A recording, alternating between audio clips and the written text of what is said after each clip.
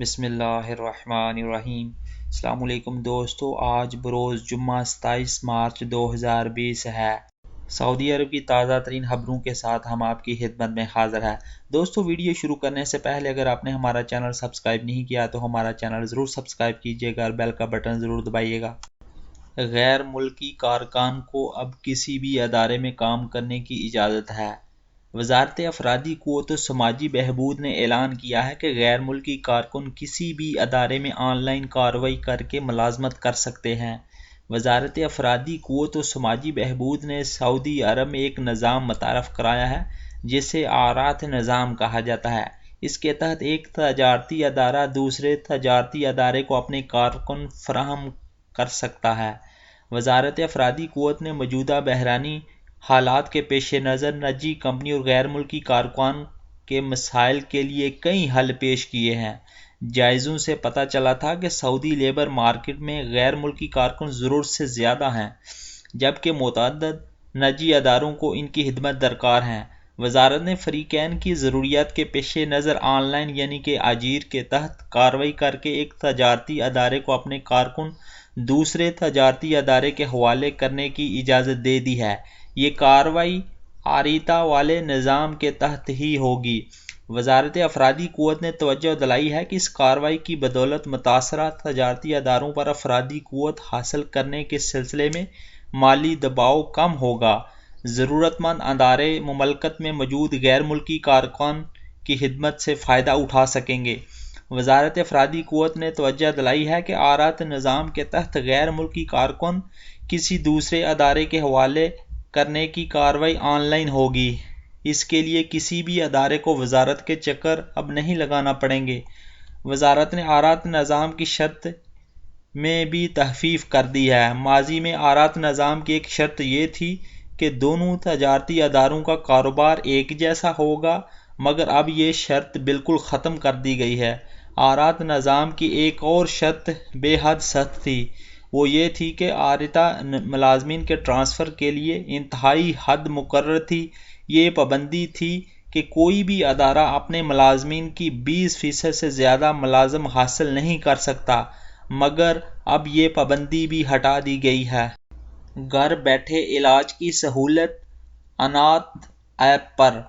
سعودی وزیر صحت ڈاکٹر توفیق الربیع نے کرونا وائرس کے پھیلاؤ کو روکنے کے لیے حفاظتی تدابیر کے تحت سعودیوں اور غیر ملکیوں کے لیے ایک اور سہولت کا اعلان کر دیا ہے۔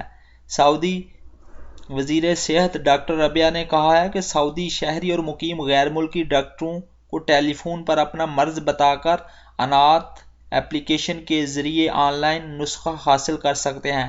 ڈاکٹروں کو اس کی اجازت دے دی گئی ہے۔ مذکورہ سہولت کی وجہ سے مریض کی قریبی فارمیسی سے نسخہ دکھا کر دوائی خرید سکے گا۔ یاد رہے کہ سعودی عرب میں فارمیسیوں پر پابندی ہے کہ وہ ڈاکٹر کے نسخے کے بغیر صارفین کو دوائی فروخت نہیں کریں گے۔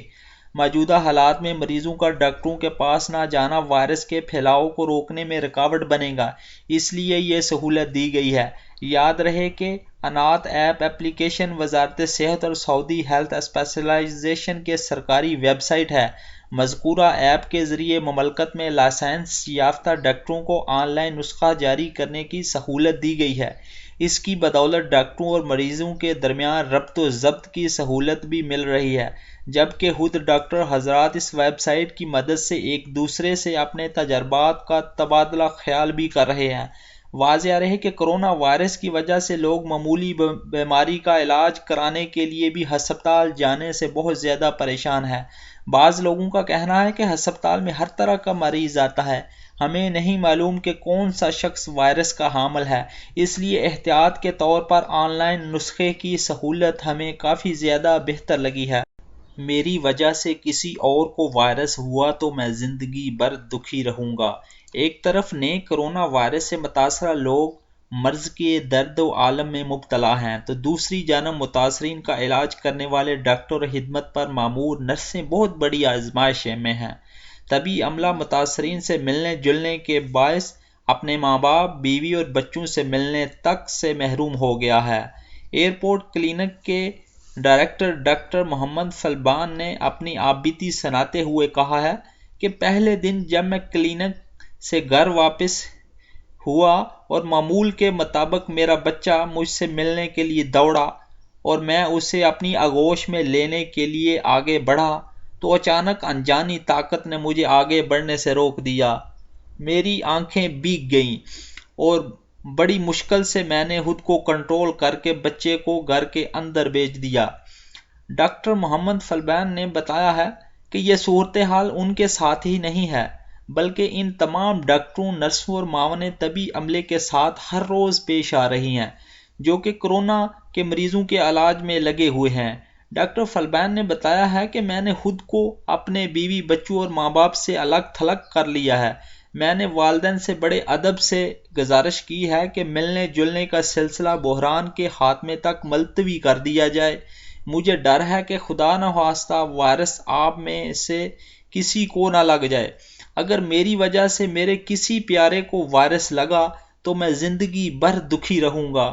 ڈاکٹر فلبین نے مزید بتایا ہے کہ ان کا خاندان بہت چھوٹا سا ہے، بیوی ایک بیٹے پر مشتمل ہے۔ یہ دونوں ان دنوں ریاض میں ہی مقیم ہیں۔ موجودہ حالات میں بیوی بچے سے دوری دل و دماغ پر بڑی شاک کی طرح گزر رہی ہے اور موجودہ حالات میں یہی فیصلہ ان کے اور ان کے وسیع تر مفاد میں ہے۔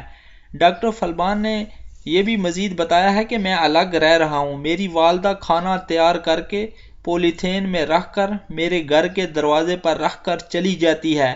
ایک طرح سے کلینک سے واپسی کے بعد سے اگلے روز تک میں گھر کے قرنطینہ میں بند ہو جاتا ہوں۔